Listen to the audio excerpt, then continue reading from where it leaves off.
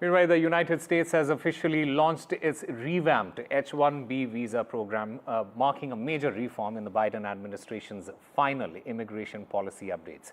The new rules announced by the Department of Homeland Security are designed to improve fairness, transparency, and efficiency in hiring global talent.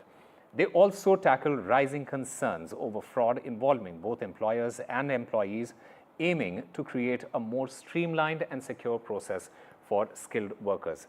This report brings you the details.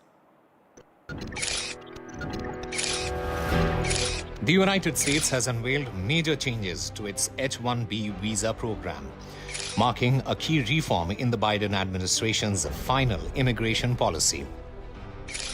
The H-1B is a highly competitive non-immigrant visa program that allows employers in the United States to temporarily employ foreign workers in specialty occupations. Big tech companies are among the largest recipients. Last year, the program saw over 4 lakh applicants with just 85,000 approved. Key changes to the program include revised criteria for specialty jobs, clearer guidelines on qualifying degree areas, automatic cap gap extensions for F1 students, and faster processing times to streamline the transition to H-1B status. The updated rules also address growing concerns about fraud from both employers and employees. The updates are designed to improve fairness, transparency, and efficiency in attracting global talent.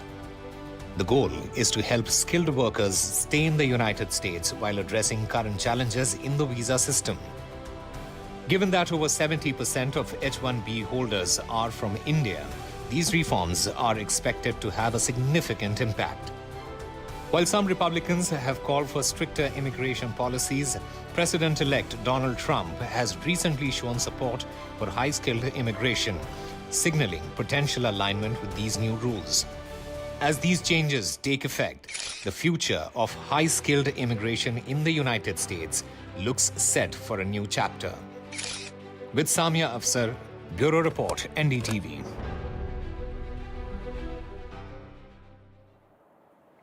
All right, we are currently joined by Sudhanshu Kaushik, Executive Director of the North American Association of Indian Students. Sudhanshu, thank you very much for speaking with NDTV. When you talk about the policy impact, how significant is this reform compared to the previous changes in the H-1B visa program for both employers and prospective H-1B workers? Yeah, absolutely. Thanks for having me.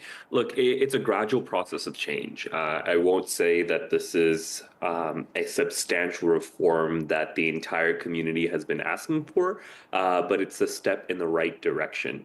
As you know, immigration in the United States is quite a complicated topic, and the process of immigration, whether it's for legal or undocumented people, has been kind of quite a confusing state in the past 4 to 5 years, and even longer, 10, 15, 20 years, right? These issues, whether it's the 100-year wait for a green card or such a long period of wait time to renew simple processes, hasn't just been in a previous administration or one president's lifetime. It's been a combination of successive U.S. immigration policies for decades, which has led us to here. So I think that, look, the biggest things is that they're trying to be more efficient, trying to use new technology, trying to assess, the immigration rates of where people are coming from. Like your report said, 70% of H-1B visa holders are of Indian descent or Indian citizens.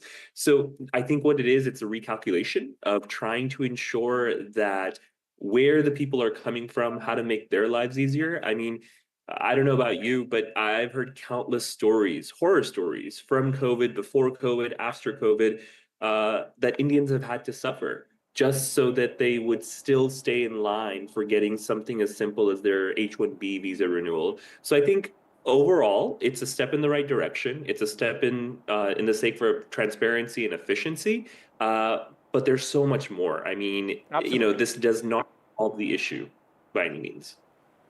When you speak about the future of H-1B visa, especially under the new administration, with Donald Trump's incoming administration, what aspects of this reform might be at risk of being changed or undone? Because that is also a possibility here. And how might Trump's past stance on immigration affect the longevity of these reforms?